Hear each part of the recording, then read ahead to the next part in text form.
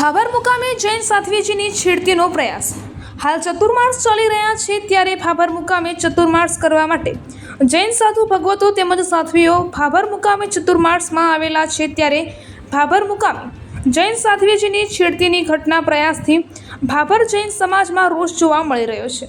ત્યારે આજરોજ ભાભરના રોલિયાનગર પાસે ખેતરમાં બપોરના સમયે સાધ્વીજી લઘુશંકા જવા ગયા હતા. તે દરમિયાન અચાનક અજાણ્યા બે શખ્સો આવી સાધ્વીજીની છેડતી કરવાનો પ્રયાસ કરતા સાધ્વીજી દ્વારા બૂમાબૂમ કરતા બંને શખ્સો નાસી છૂટ્યા હતા અને બાદમાં સાધ્વીજી દ્વારા જૈન સંઘને આ વાત કરતા તાત્કાલિક જૈન સમાજના લોકો એકત્રિત થઈ ગયા હતા.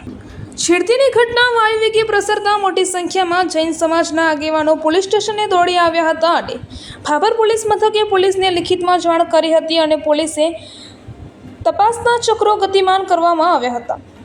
જૈન સંઘ દ્વારા ધર્મનું રક્ષણ થાય તેમજ આવું કૃત્ય કરનારા શખ્સોની પોલીસ દ્વારા તાત્કાલિક પકડવામાં માંગ કરી હતી. તેમજ ભાભરમાં આવી ઘટના બનતા ભાભરના અન્ય સમાજના આગેવાનોએ આ ઘટના વખોડી કાઢી હતી તેમજ તાત્કાલિક પોલીસ તપાસ કરી આરોપીઓ પકડાય તેવી બાબતમાં નગરજનોની માંગ ઉઠવા પામી હતી. અહેવાલ ગોપાલ કે પૂજારા, ભાભર, બનાસકાંઠા.